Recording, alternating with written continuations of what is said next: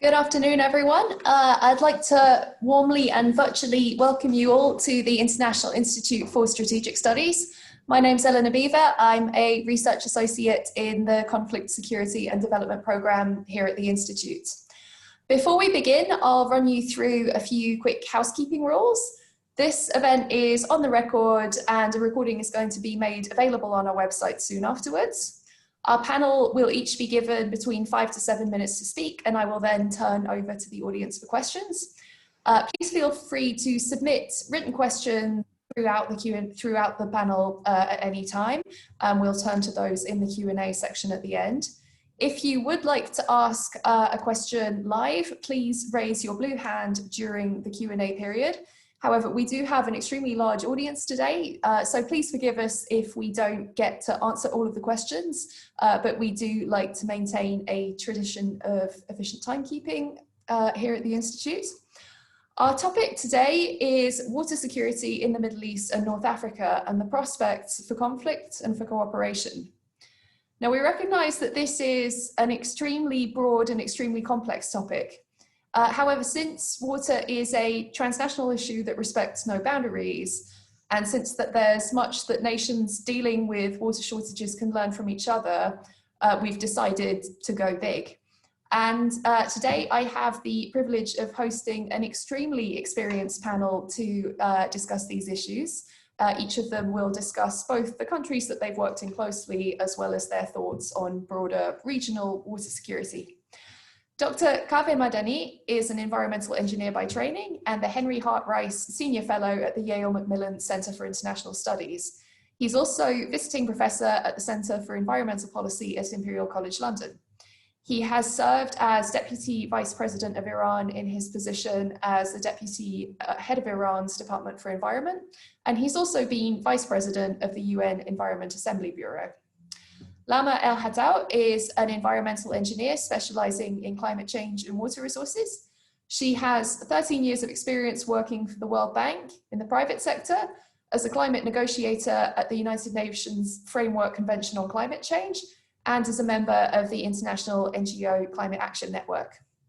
His Excellency Dr. Hazim El-Nasser serves as the chairman of the Middle East Water Forum, and he is the former Minister for Water and Agriculture for the Hashemite Kingdom of Jordan.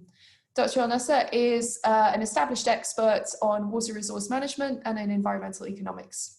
And finally, we have Dr. Aaron Wolf, who is Professor of Geography at Oregon State University, where he focuses on water science and policy and its relation to conflict prevention and transformation. As a trained mediator, he directs the program in water conflict management and transformation, through which he offers workshops, facilitations, and mediation around the world. And he's also the author of The Spirit of Dialogue, Lessons from Faith Traditions in Transforming Conflict. So in this order, I will ask our speakers to give their presentations before we open up to the audience. Dr. Madani, over to you. Thank you. Thank you so much. Good morning, good afternoon, good evening to our audience from different parts of the world. And I have to also thank ISS for having a webinar on this important topic. Environment must not be forgotten at a time of COVID-19 crisis. But, we had a lot of things going on and a good momentum before this crisis starts. We hope, hopefully we can get back to the track and do more for the environment once we get our act together. Talking about water in the Middle East is easy because everyone is talking about it. We're talking about an area of the world which is drier than the rest of the world. It's highly populated. Like other people on the planet, they need food. The people who live there, they need food. Unlike many other parts of the world, that part is quite rich when it comes to energy resources. So the common trend in regions, especially the oil economies, has been to fund the water and agricultural sector through subsidies because they had the power to do that because of the high oil and gas income. This applies to the oil economies, I insist, but the rest of the region kind of also have followed the path. Some countries like Israel are different, or the Persian Gulf states, but the other countries have kind of followed their old tradition while also modernizing things. In the case of Iran, where I come from, we're talking about a civilization which formed a lot of its institutions around natural resources. The Persians had qanats, underground water management systems that they could run for thousands of years. And then the process of modernization came in. Agricultural economies trying to become industrialized. And with that comes the adoption of new technologies like pumps, deep wells and dams, and building reservoirs, transferring water around, being proud of these actions, thinking that food self-sufficiency is an achievable goal. Even food exports is an achievable goal once you have money and the engineering talent. But over time, we have seen a lot of problems resulting from unsustainable development and not thinking about the environmental consequences of this sort of development, the hydraulic mission, as we call it, the era in which we try anything to capture more and more water. Now, why do we see impacts? Because we didn't think about the environmental consequences. A lot of these issues are unintended, and the rest of the world have experienced them in the past as well, especially the developed world. But the context is different. So the power to respond to issues in the Middle East is different from the US West and advanced economies. I just quickly want to show a few slides. When I talk about water, as a water expert, I see water as a complex thing, and water is my world, a complex system that I have a hard time digesting and understanding. When you go to public policy, when you serve in public policy, even if you're in the Middle East, water is just a tiny piece, a tiny element of the real world that you're dealing with. And yes, we talk about the nexus of water, food, energy, and environment. More and more, we understand that water is connected to other things. But in the real world, you also have the decision makers who have to deal with economy, employment, public infrastructure, foreign policy, defense, and lots of other things, and now health, as you see. So the decision makers who have limited time, especially if they're elected through election cycles, limited budget, and lots of problems like the Middle Easterns do with all the wars, tensions, and sanctions, and so on. They get distracted and they do less and less for water because they have to do other things, especially in employment in that part of the world. Well, the political economies are very much tied to water. Agriculture provides jobs, and agriculture is an important sector for security reasons. Now, to make things very simple, I just say why this is happening, why we don't pay attention to water, climate change, and so on. And if it comes to, when we ask the question of the future of water governance in the region, why we rely on extreme events more than thoughts and proactive thinking. Because, this is a simple Eisenhower box that I use to explain how you determine the value and importance of something in public policy making. For something to get your attention, so you take action on it, it must be both urgent and important. So that's what you address first. Where is water in this diagram compared to other things? Water is an important issue, and because it's Middle East, water is an important, something that we pay attention to. But compared to other things, it's not the most important thing.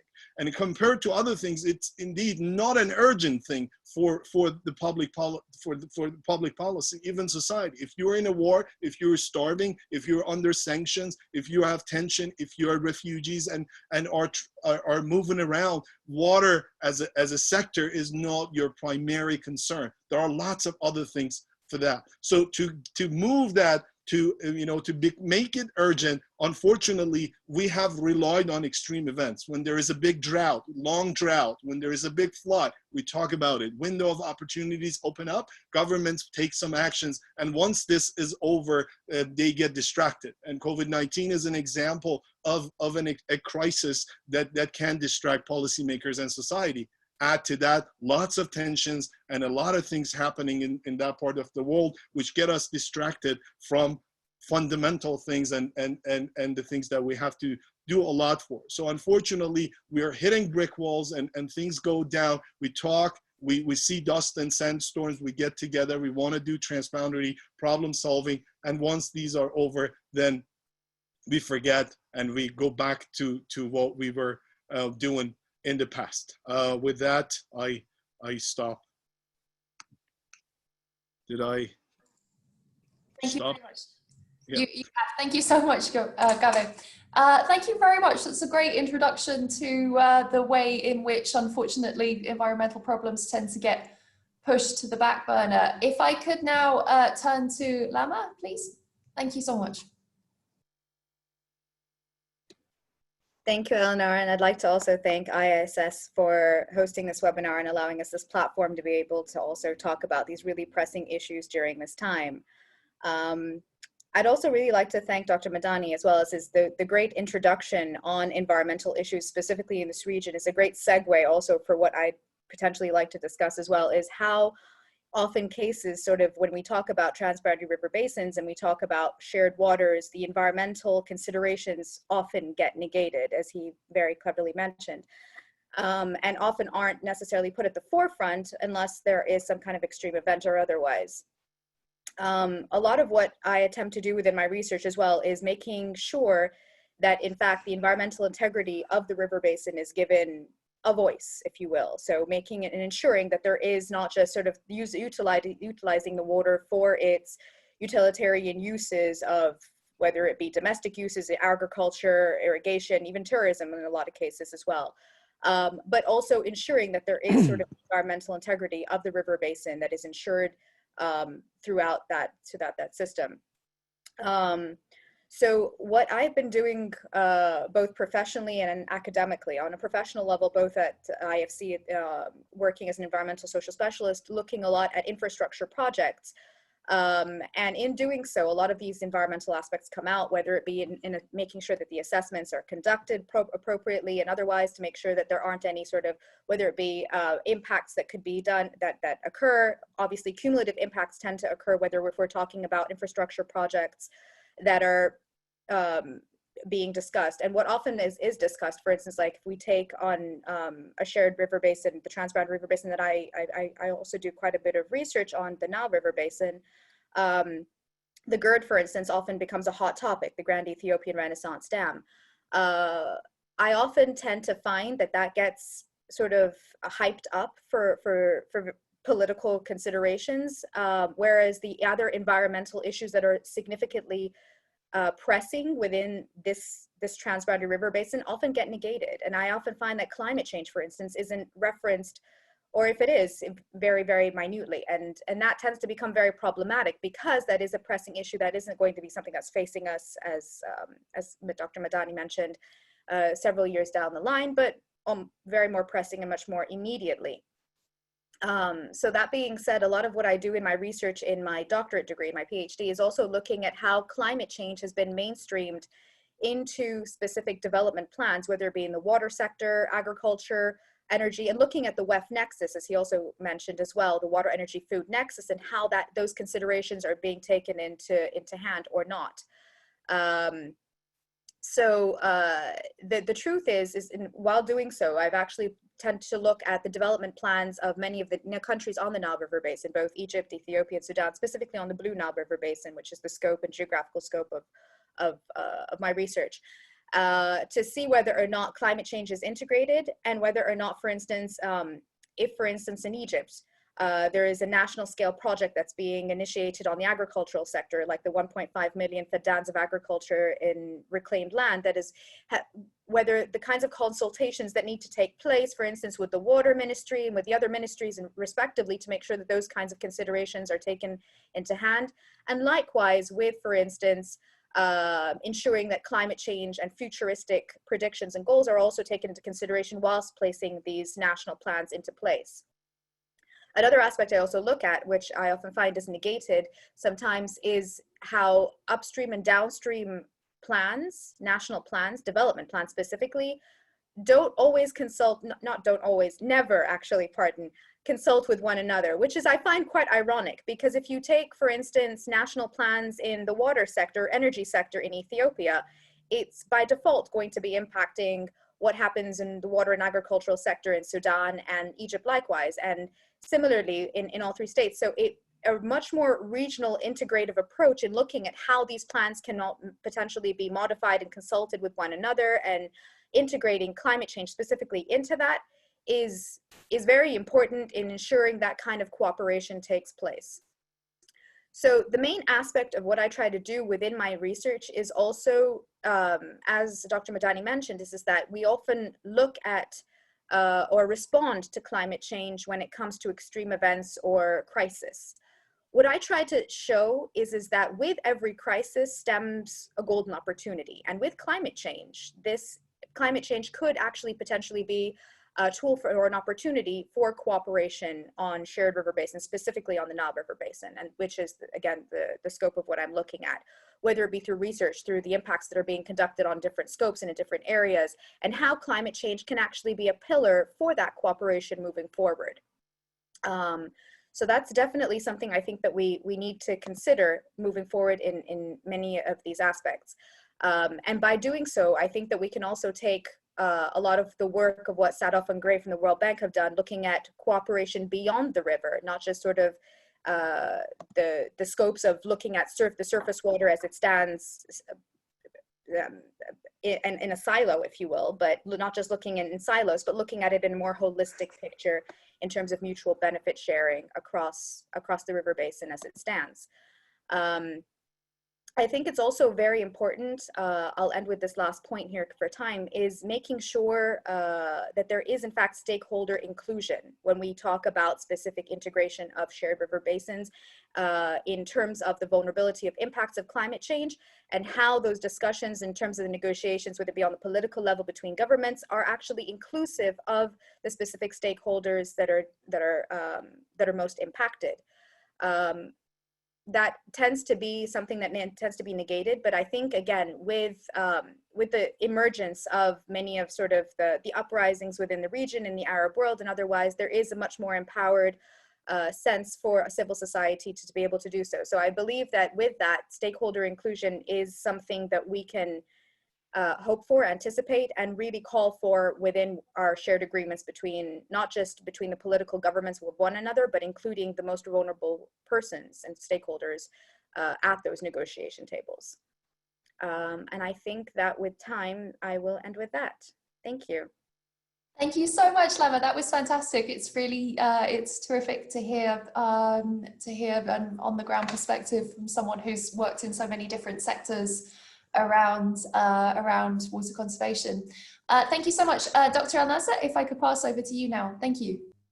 Yes, thank you very much for having me, and I would like to thank the IISS for this important webinar, and would like to welcome all participants and panelists to this really important issue for the MENA region. Look, I will tell you what's going on the ground from my experience in the region, from Jordan to Syria to Iraq to Lebanon to Palestine, Egypt, and GCC countries. I will give you a brief that would be useful for your further research and studies since you are doing strategic studies. Well, the MENA region is one of the most scarce regions in the world, with per capita availability across the region less than 1,200 cubic meter per capita and year. The Arab region in particular situation is more worse, with 18 countries out of 22 Arab countries are below the water poverty line, being 1,000 cubic meter per capita and year. This water scarce situation exacerbated by so many factors that I will mention some of these factors that contributed to the current situation that I will also describe later on. The most important factors on the situation that we have today is the high population growth rates, is the need for economic and social development, conflict on transboundary issues, where when it comes to the Arab world, 60% of the water, of the renewable water resources are coming from outside the national boundaries. Agriculture is using more than 80% of the total water resources. Weak technological adaptation in all water operations, from resources to distribution to management. Smart water solution just started to be used in the Arab world. Public awareness and the importance of water and how to use water wisely in a scarce region is really below expectations. These factors contributed to the current situation, which can be described at best by the following. Poor water and sanitation services. You see most people across the region screaming during the summer because of lack of water. We saw last week the problem in El-Hasaka, the Syrian El-Hasaka, where 1.2 million people did not have water for over 3 weeks. In Basra, South Iraq, everywhere in the Middle East during the summer, poor water services and sanitation. On top of that, poor water governance is the mode in the MENA country, from project level to utility level. Water governance is really a serious issue in the MENA region. Adding to that, most troubled water basin in the world, always there is a MENA country. Look to Egypt, Sudan, Jordan River Basin, Euphrates, Tigris. Any conflict on transboundary, always we have a MENA country, which is because of water scarcity, because of tension, because the need for water. We don't have basin commissions. People talking about basin commissions, but maybe this basin commission works when we have abundance of water. When it comes to scarcity of water, maybe we have to add new rules and new instructions to how people can cooperate on scarce water resources. Water losses are high. I'm now describing the current situation. Water losses are high. Municipal networks, water losses between 30 to 50%. When it comes to irrigation networks, water losses between 30 to 80% of the available water resources are being lost in water irrigation canals. Cooperation among parties, even countries that do not have shared water basin, is very poor, because still in the MENA region, in particular in the Arab countries, sharing data still a secret, and countries are not willing to share data which will not give us a proper picture about the availability of resources and their future potential. Having said all of that, maybe somebody will ask how to respond to this challenge. Of course, there is no magic solution to press a button and everything is fine, no problem, etc. There, we have to work on a bundle of measures, actions, programs that would work together to alleviate part of the water shortages that we have in the MENA region, and in particular the Arab countries. And for that, we need a new paradigm shift. We need a new water security framework. This water security framework should have 4 important pillars: environment, human rights, socioeconomic development, and regional cooperation.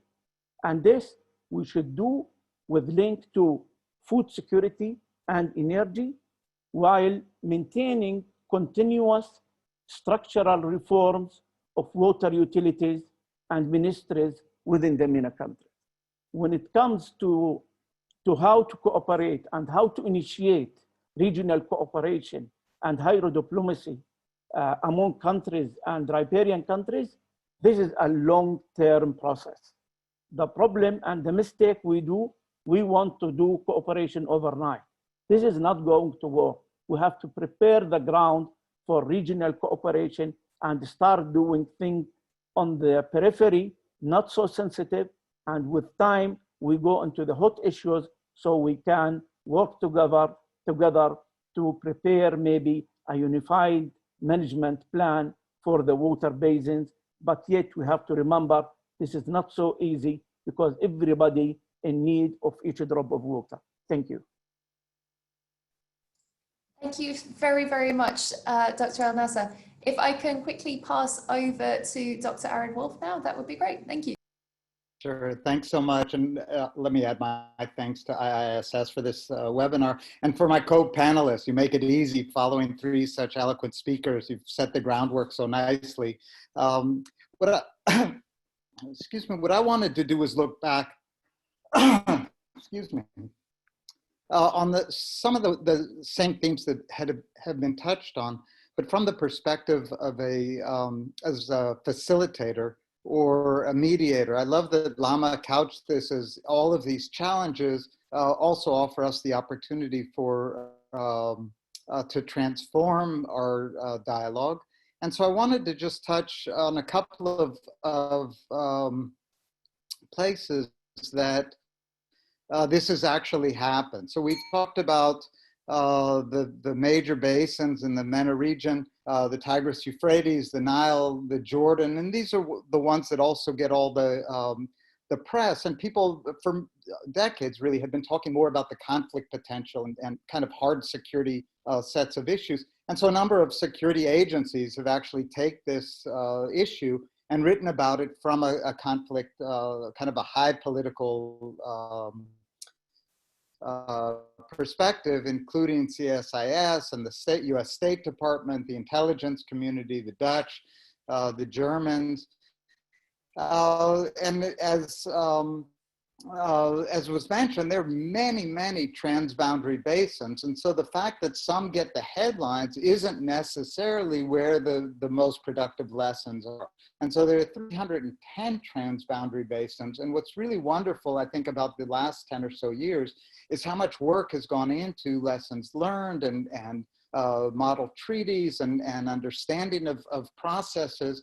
And so a couple of the things that the lessons that I've come across in doing the work around these tense basins, one that was alluded to before, if you get stuck on a problem, make it bigger. And so I think the case study here, as we've talked about, and Lama's work is so instrumental, is in the Nile Basin, where for years they tried to approach the shared water between all these riparians purely through a technical side. And if you only approach deeply political issues only through the technical, as Kaveh suggested, the major issues that are actually dividing people, the political side, simply doesn't get addressed. And so when the GERD when construction began in Ethiopia on this dam, there was tremendous tension between Egypt and Ethiopia, precisely around the political sensitivity of upstream nations generally wanting to develop,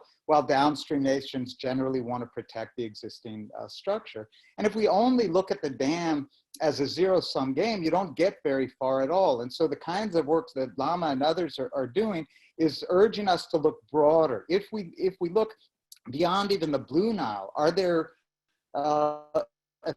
efficiencies on the White Nile that might be able to supplement the flow of the blue while the dam is filling? Or if we even look beyond the hydroelectric regime, either in the three countries or even well beyond that, can we picture a basket of benefits of hydroelectricity, of roads, of trade, of where, coming back to Kaveh's wonderful image of all these things connected to everything else, can we develop a basket of benefits where everybody benefits by coming to agreement? Another issue, if you get stuck on a problem, reframe it. And so oftentimes when we're talking about water, we really don't define or refine what it is we're talking about. And a lot of us have seen this kind of image the woman, is it an old woman, a young woman, looking left, looking right? And the answer in water is both. And so is it, do we farm or do we protect the environment? The answer is yes. How do we farm while protecting the environment?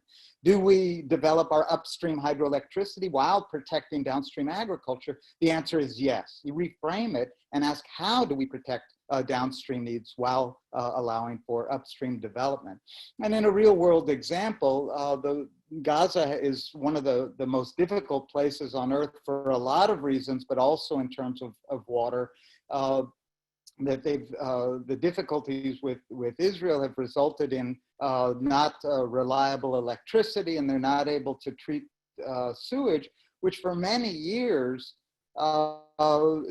Israelis figured was an internal Gazan issue, that it didn't impact them. And so one of the things that recently has been added is a real-time monitoring site where you can see that a lot of this effluent from Gaza is actually moving into Israel and fouling beaches both in Gaza and in Israel. And actually Israeli desalination plants had to close down. So we recognize how integrated all of our problems are, and simply raising the awareness of our interconnection now makes it in Israel's interest to work with Gaza to help treat their sewage.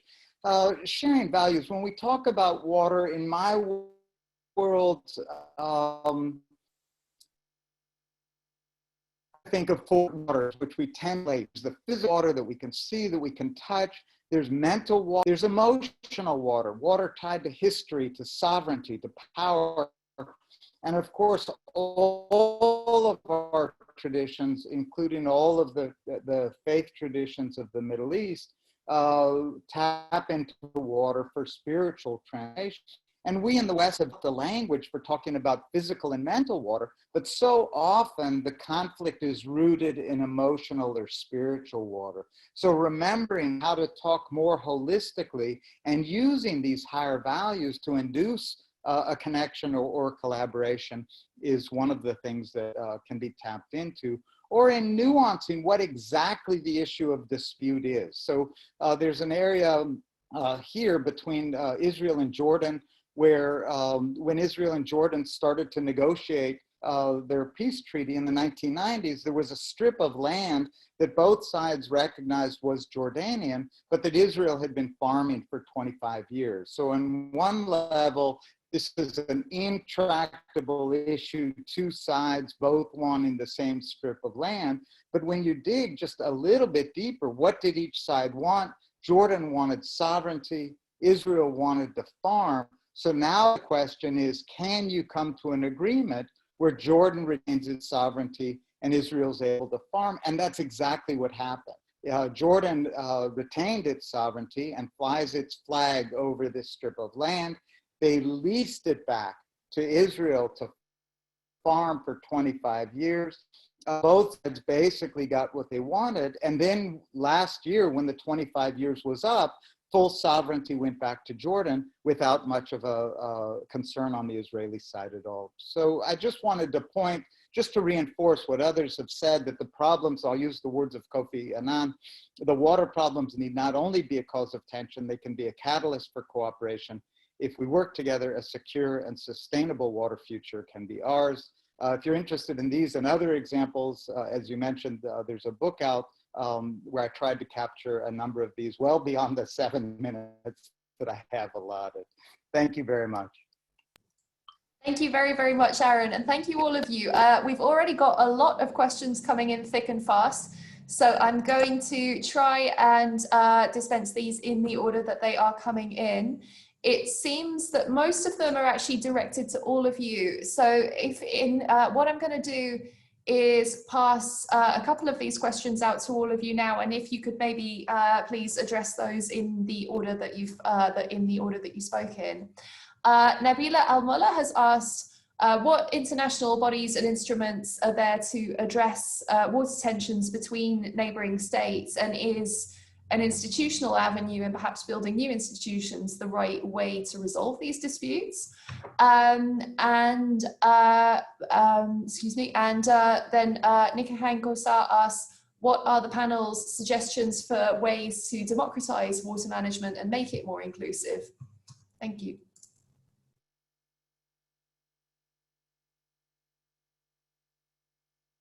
Kaveh, perhaps you could start us off and then we can go down the panel.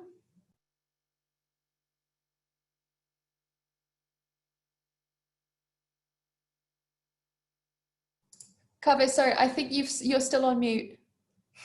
I said I can answer the second question if you want, but perhaps Aaron can take the first question. The question is which institutions. There's a number. The World Bank does its own facilitations when there are projects that impact more than one country, and perhaps Lama can address some of that. A number of the UN agencies, particularly UNECE, tries to help, but there is no kind of outside, like a police force. If somebody sees something wrong, or if one country feels like they're slighted, there really is nobody to call to complain. There are kind of general legal principles that ought to be followed, but there's no body that enforces those. So I think in general, it really is left to nations to work through their own issues, to develop their own treaties, their own river basin organizations. And there are, when they're ready to do that, there are plenty of bodies that are around to help, but nobody from outside that'll come and impose a.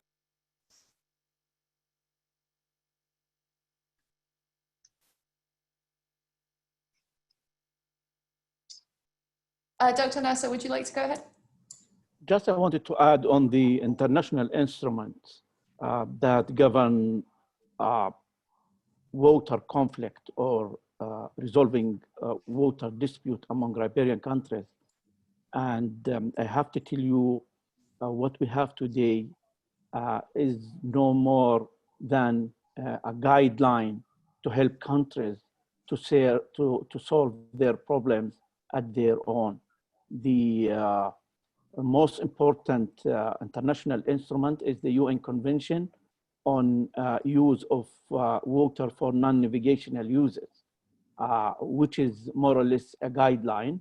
There is no single case worldwide where this convention has been used and countries were happy or successful in the outcome. The most important thing, as said by Professor Aaron, is how countries want to develop their bilateral or trilateral agreement. And this is not an easy matter to do. As we see these days, the conflict between Egypt, Sudan, and Ethiopia. But once they reach such an agreement, it's more and much stronger than anything relating on international instruments. In a bilateral or trilateral agreement, it's advised to have a third party facilitating the process between the parties. It would be good if it's a superpower with interest in all these countries. In this case, the US played a major role in trying to facilitate the conflict among these three countries. But because of certain internal politics in the US administration could not continue with the process. But back to the question again, no, the answer is no. There is no practical and functional international instruments that can protect water resources of downstream users. Thank you very much. Lama, perhaps we could turn to you to address the question about democratizing the process of water management. Thanks, Eleanor. If you'll allow me to just pitch in on the first question very briefly. I agree fully with Dr. Aaron and Dr. Nasser in reference to the institutions that govern or could there is nothing that can necessarily police when it comes to water cooperation. And all of the bodies that were mentioned obviously are those that can help and work with mediation and otherwise. But I would like to add one input that I did notice as an observation that came out of my research is that speaking with respondents from the Nile Basin in reference to cooperation, whether it be coming in from on how the mode of that cooperation would take place and whether it be for externally or otherwise, is the vast majority of them all mentioned that they would like that cooperation take place internally from within the basin themselves, the basin countries and the basin policymakers. I would say very few actually said that they wanted external help, assistance, mediation, guidance, which is in some cases what is currently happening, for instance, in some modes. But the truth is that all, I would say, if I would actually have to say all of the respondents that I spoke to expressed interest for that cooperation to not come from some international body or an organization or an external country or otherwise, but for it to come internally from within the basin countries and to have that manifest itself from within. And I think that's very important. I think it's taking ownership of that kind of cooperation and giving an autonomy to the basin and the stakeholders of the watershed is very important and very significant than having outside influence, if you will. And then to the second question on democratization, how we can help that process moving forward. I did briefly sort of mention that in my talk. Is I think one of the biggest aspects is in fact stakeholder inclusion and making sure that all of the voices, especially the most vulnerable communities, are in fact heard is a very pivotal part of making sure that process is quote unquote democratized, if you will. So that would be for me, and I'll allow, of course, Kaveh to continue on from there, and others. So, you know, both I also answer both questions very, very briefly. So on the first one, unfortunately, we have to be disappointing. There is no superpower which can address the water problems, but that also is reminding us that you know, I think all the charts and the topics that we talk about is water is only one topic among the topics that the countries talk about, neighbors talk about, and organic cooperation, which is formed through, you know, cooperation on interlinked issues, can guarantee long-term cooperation over water. So you cannot single out water and just work on it. If you do that, then you're dealing with a zero-sum game because you have one upstream and one downstream nation or more. Now, once you have more topics to talk about, then you do trade. So there are opportunities for what we call strategic losses. You lose in one game and gain in another game. Overall, you would be a winner.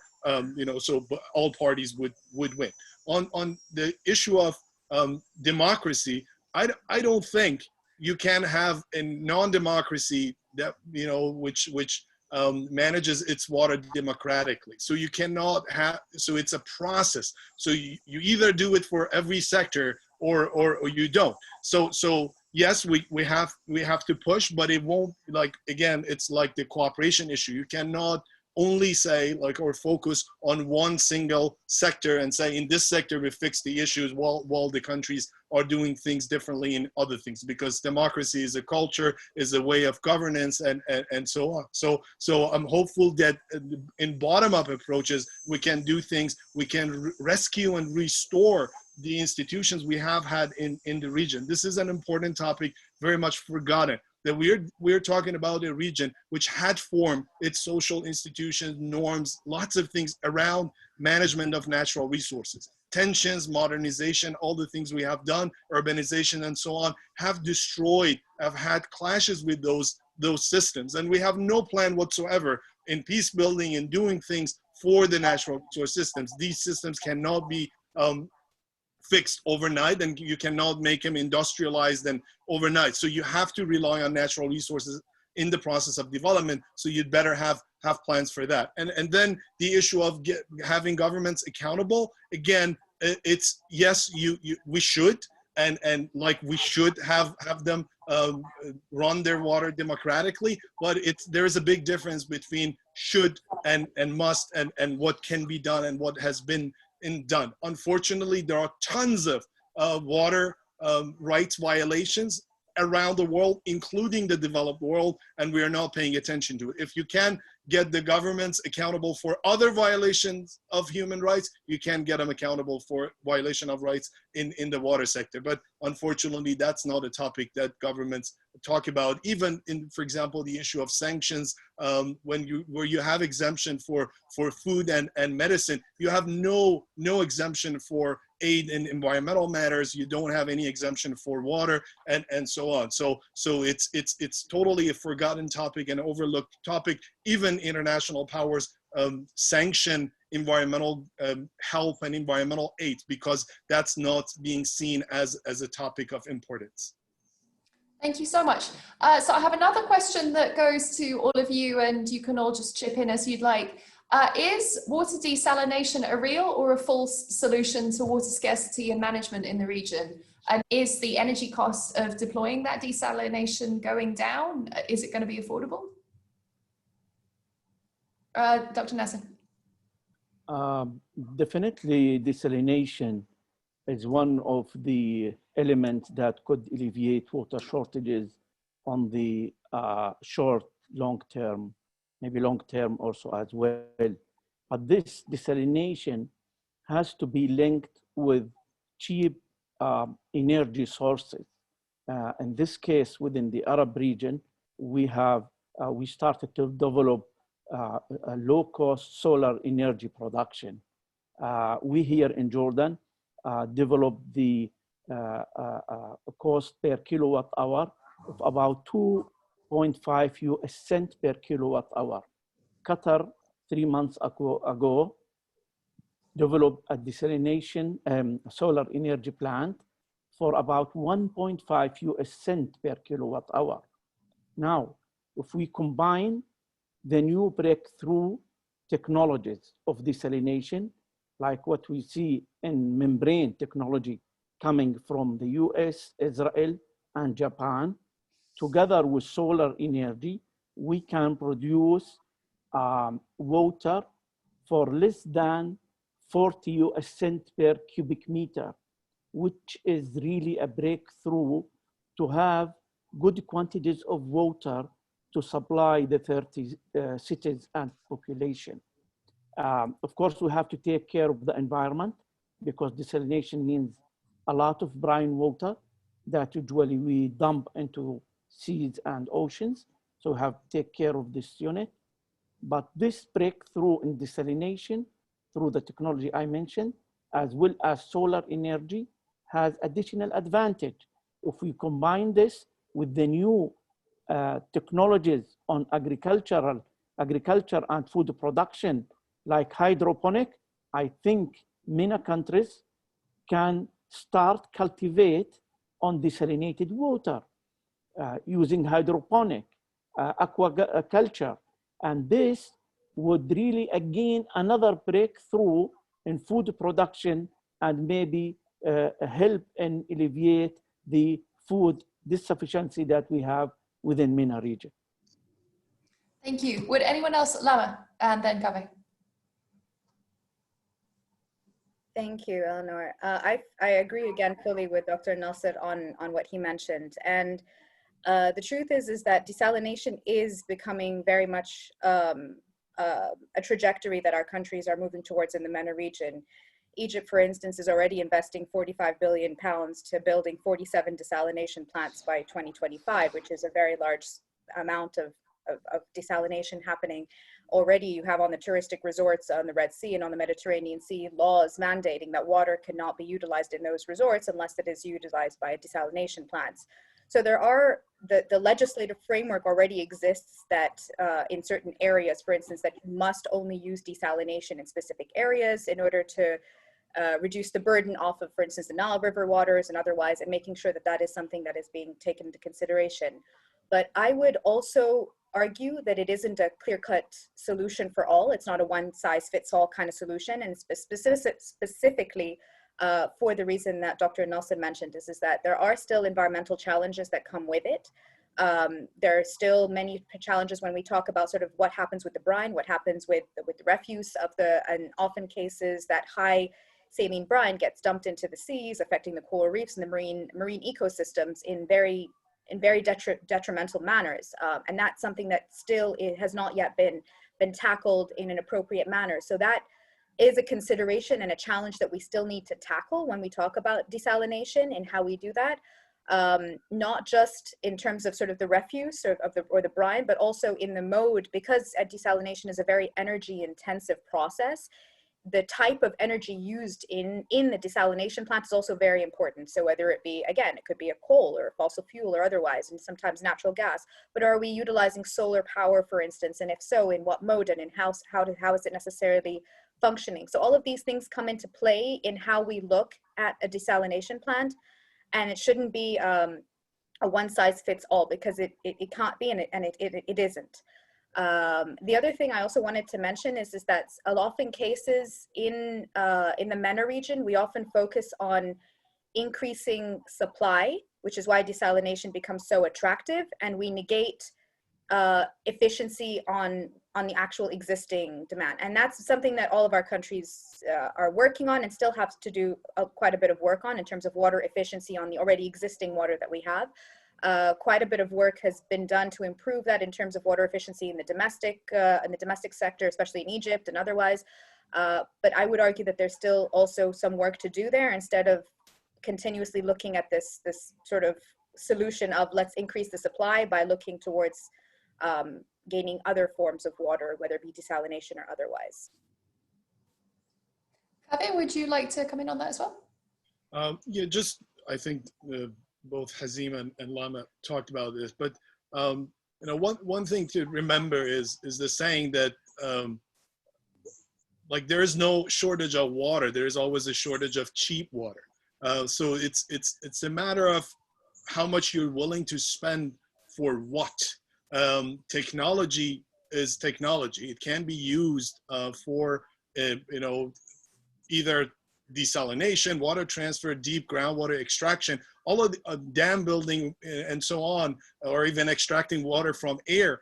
Is it, you know, are technologies, and they in the portfolio of solutions, water management solutions, they can be used, but all of them have unintended consequences. They have environmental impact, and something that we haven't discussed so far are socioeconomic impact. Give me an example of a country in that region which has surplus of water, the water that is being produced but not being used. So producing more water doesn't necessarily mean that we put an end to water shortage. These are band-aids that we put to hide the problem. And what happens is that once you provide more water, then your use increases. So your dependency on water increases. So you get into a vicious cycle that is quite scary and has happened in the region. So we have to go back and see why we are using water. In many of these countries, I understand the food security concerns. In many of these countries though, importing food is much cheaper than producing water and putting it into agricultural use.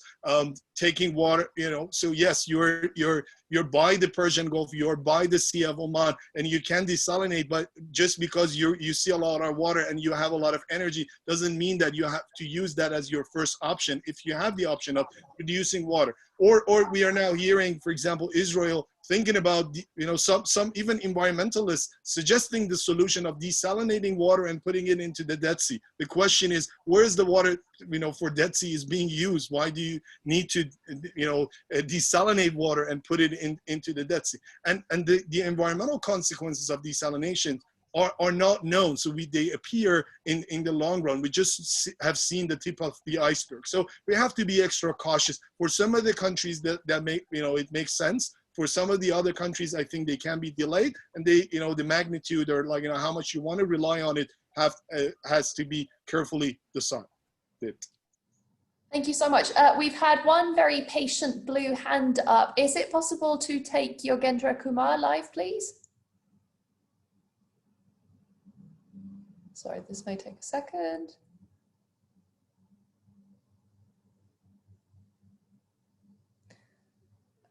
Okay, maybe while we wait for that, we can take one more question instead.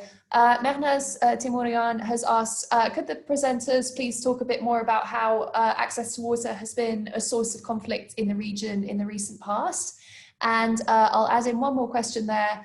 Shahab Turbahan says, can you please talk about a bit more about the intersection of water and energy systems in MENA? And I know that all of you have mentioned this briefly as well, but if you have any further thoughts to add, we'd love to hear them. Thank you.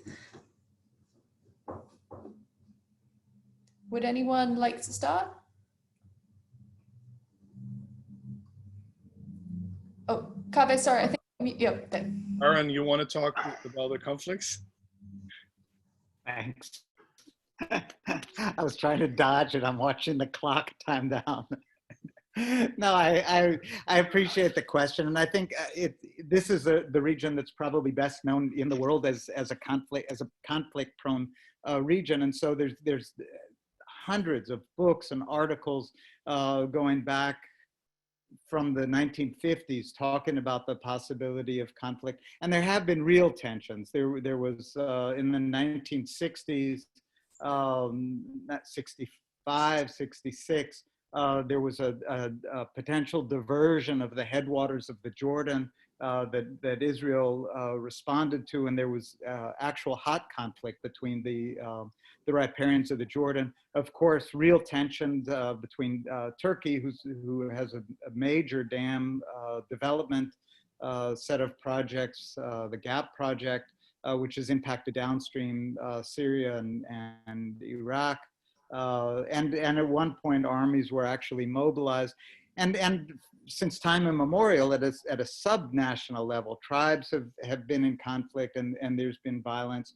And so what I think there is a history of is tensions and of using water to further political aims and political goals in the region. But I just want to keep coming back to what Lama reminds us of, is that each of these potential conflicts then creates the setting precisely that induces dialogue. It creates the focus and the attention and the energy and the urgency to be able to sit down. And so even in the absence of region-wide agreements, the transboundary rivers of that part of the world are not so poorly managed. So Dr. El-Nasser mentioned there's no river basin organization on the Jordan, but there are bilateral agreements between Lebanon and Syria, Syria and Jordan, Jordan and Palestine, Palestine and Israel, and together the basin is managed maybe not optimally or entirely efficiently,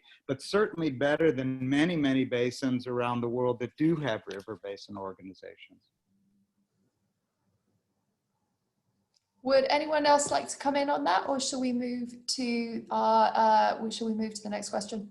The water energy topic, I can quickly comment on that. Sure. Water energy nexus in the region, unfortunately, only has been seen through hydropower. So hydropower has been the most obvious one, and hydropower is an energy that a lot of policymakers are proud of. You have a big dam and lots of concrete and a mega project that it can be used as symbols of development. But we are talking about a region where the evaporation is quite high, and dams we know have a lot of environmental impact. So that sort of development of water development and energy development, which is very water dependent, has not been helpful. Indeed, hydropower, especially large scale hydro, can be very destructive to the environment in that region, and not necessarily a good choice of energy. But the energy sector in particular has had a huge water impact, especially in terms of quality. We are not seeing much going on. We are not seeing a lot of discussions on it. We are not even seeing global reports on it. So water quality has not been a major topic of interest for many. Yes, we have talked about water quality in the urban sector, even have done some research for water quality in the agricultural sector. But what happens because of the oil and gas extraction in a lot of these countries? What has happened to water because of the use of weapons and all these things that we have seen in the war because of throwing brine and all the activities into the Persian Gulf and all the activities that we have, I think this is something that we have to see. So the energy sector has a huge water footprint, both in terms of water use and water quality, which has been forgotten. Thank you so much. I think we are running out of time, but I think I can see that Yogendra Kumar is now online, and since they've been waiting a while, can I please have your question? Thank you. From the discussion that I have heard so far, the impression I get is that a lot of the issues are connected with water governance, water conservation, and regeneration of the aquifer, whether subsoil or surface aquifer. So my point actually is that there are a lot of models available even at the community level where all this kind of regeneration can actually be effected using community involvement and also a certain amount of guidance. And the local, this kind of community level involvement actually is not subversive of any kind of political system. So my question actually is this, that perhaps when, let's say, lending agencies like the World Bank or whatever, even if they're giving assistance on other matters, and they can actually weave it into the overall approach to that country's development. And most of the countries require that assistance. That weave it into the larger issue as to how the countries to be developed, where they make the aid conditional upon some of these benchmarks, where a lot of these problems we're talking about water stress can be handled through community level activity, but also a little bit of high-tech kind of supervision involvement. Thank you. Thank you very much. If I could ask whoever would like to come in on that to respond quite quickly, and then we'll wrap up. Thank you.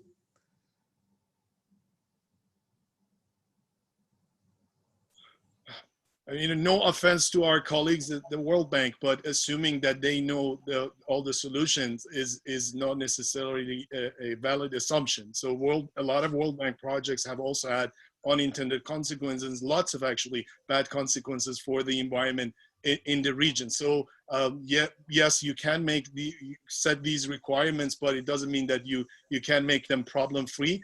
Plus, some of the governments might not be very comfortable with working with local communities. And another thing is that the World Bank has not funded some of the countries. Since 2005, World Bank has not given any money to Iran. Just recently, they passed a $50 million project for response to COVID-19. But it's not necessarily, you can, yes, you can add things to it, and World Bank has also a lot of requirements for paying attention to environmental impacts and other things and stakeholder involvements and so on. But I don't think we can make it problem free. Of course, we can always improve this system. If I can come in very briefly here, Sure. It feels like eyes are on me for the place that I work at. But the truth is that I actually agree with both Yogendra and with Kaveh regarding how lenders in general, and I wouldn't isolate the World Bank on this, and this isn't taking a defense mechanism mode, but it really is. I would look at all DFIs on that front and how that they deal with infrastructure projects and their financing to infrastructure projects. That being said, Kaveh did mention that the World Bank specifically has stopped funding hydropower dams for a large number of years in certain states, in all states, pardon, due to the complexities that have come around environmental and social impacts, and trying to make sure that those are managed correctly before they reintroduce that kind of financing mechanism again, due to the problems that have occurred in the past with many large-scale dams. And I think we're all familiar with many of those, whether it be Three Gorges or otherwise. So that being said, the blame tends to be on the large DFIs and World Bank also, but I would again stress that there's a lot more at stake when we talk about trying to include all the people in the process. And I feel like a broken record when I keep saying stakeholder inclusion, but it really is an imperative point to emphasize that really does make it or break it when we talk about having a river body that takes into consideration all the parties at the table. And I think that's it for now. Great, thank you. Would anybody else like to have a final word before we wrap up? Just All right. a quick question on behalf of others. Eleanor, a number of people have asked about the slides, how we might make them available. And I certainly want to steal Kaveh's as well. So is there a way we could make our slides available? Yeah, I think you'll see them all on the recording that's going to be posted on the website. But I will also look into whether we can put them on. We can maybe store them as a link on that webpage, and if so, it will. Either way, one of those two formats will end up on our website and on our social media pages in the next few days. So please keep following us. Thank you all so much. We've really enjoyed learning from all four of you. It's been a terrific discussion. Thank you very much to everyone who joined us today. I'm so sorry that we couldn't get to all of the questions. There were some really good ones that we missed, but you were quite a large number of participants, which is exciting. So I'm afraid we couldn't get through everybody's. Please do keep following IISS events. We've got lots more webinars coming up, and we'll have another climate briefing for you very soon. And thank you all very much. Have a lovely day and have a lovely weekend. Thank you.